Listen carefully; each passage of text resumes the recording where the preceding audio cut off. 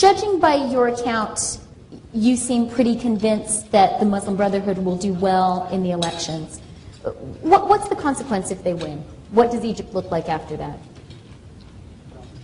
They will they won't come up with all the agenda from the beginning. They'll take it step by step.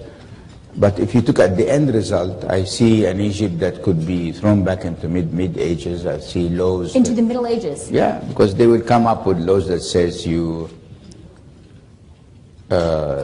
I'm quite fanatic about my scotch in the evening. So, I mean, I don't like anybody telling me that I can't drink. Or I don't like anybody telling me how my wife should be dressed like. I mean, his mom is very, open-minded, beautiful, yes, and she dresses completely, I would say, in Saint-Tropez style, very little long, so. So I'm sure she's not going to appreciate very much people telling her how she should be dressed, And as trivial as these small things appear, but it is your personal freedom. Only God can make everybody accountable. He has not given a mandate or to someone to come on earth and tell us what to do. I mean, I am a Christian. I don't go and confess to my priest because I have a direct connection. Does God talk back? Yeah, it's like I'm going to tell him the story and he's going to tell God. I go and tell God immediately what's happening, And do you think, how far do you think if the Muslim Brotherhood does well in the elections, how far will they go? Is Sharia law likely? Yeah, Sharia law, the dress code, the no alcohol, tourism will suffer. The minorities and Christians like us and Copts will suffer because even now we are suffering. So what if they come?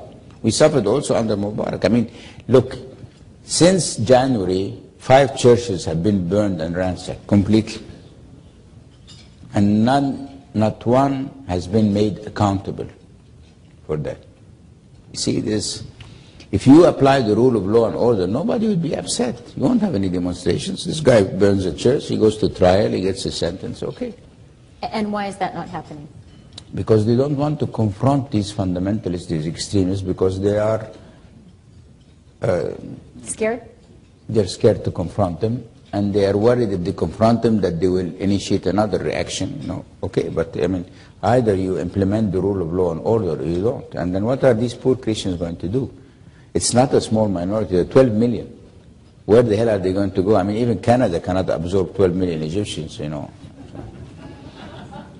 Good try. And why would they leave their own country? This was a Christian country. I mean, this is a Coptic country. The Islam came in the 7th century, and many of the Copts kept their religion, kept their faith, and we believe this is our country. So what you need is to draw similar situations in history. When the Iranian revolution happened, everybody thought the Shah was a dictator, the Savak was torturing people, so good riddance, and we'll have a democracy. And then what? We end up with a Khomeini that sends little kids with a key, tell them go and kill some Iraqis and don't worry, if you die you will go to heaven. 16-year-old kids with the machine guns. So, what should Canada do? I think what they should do, like the rest of the West, they should have not watched this development as if nothing is happening, because it's not a fair fight. The the Muslim brothers are getting funding from Qatar. I said that to the Emir's family. I told them in the face. And what did he say? How did they respond? Oh, they said it must have been Sheikh so-and-so or Sheikh so-and-so or this so. I don't know. I mean, it's $100 million for Qatar. It's like $1 from my pocket, not a big deal, So how would they know who did this? And they know. And Saudis are financing the Salafis. And these liberal people, we are not financed by anyone. As a follow-up to this point that you've underscored on the need for Western involvement, a concern, a counter-argument against that that's often raised is, well, if you have Western involvement, that will provoke a counter-reaction, and there will be a sense of Western imperialism, Western interference. You think that's wrong? Well, I'm not talking about an open involvement, because because the Qataris are not openly sending money to the Muslim Brotherhood. So this is on the record call for clandestine just support? like the others. You just, no, I mean, there are two ways to do it. Or you send a message to the Qataris, do not send money or interfere in the Egyptian affair, and the same message to the Saudis, or you interfere. But you leave us victims to an unfair fight. This is just ridiculous. Is there any Erdogan in Egypt? Sorry? Is there any Erdogan or any Ataturk in Egypt that you see right now? Many, but they are scared. Many of them, because they become targets. It's like my joke when I send the Twitter, you know, they want to kill you, will kill you, will shoot you. I mean, so how can you argue against, who has this guts, you know? You think, you know, after, you know, I mean, you think I walk in Cairo with 6 bodyguards or with any armed, nothing. I don't walk with anybody. You know. Are you still suffering the ramifications of that tweet? Look, I'm a guy you can't scare.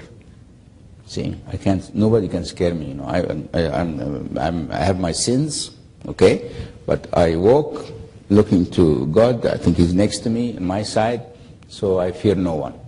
Whenever there's a problem with Him, let's go. You know, we'll go and face these evil people and we'll teach them a lesson. So I don't give any. You can't scare me in any way, because you know I haven't.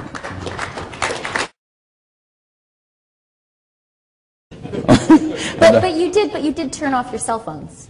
No, that's a different story, because our license, unfortunately, said that the government has the right to ask us for security reasons to terminate the service. And if we don't do that, then our license gets cancelled, which means I am, as a chairman of the company, can be prosecuted by my shareholders because I have vanished billions of value because I didn't obey the license agreement. A deal is a deal, whether it's right or wrong. But who would have imagined when we signed that deal that the government would want really to shut down the service because of the demonstrations? So we had no choice. You don't regret that decision? I had no choice. We're going to go out. I have my son here, and you're going to go out. We've got a bunch of guys here, and we're going to get drunk because we're not sure when I go back to Egypt to still be serving alcohol or not. So.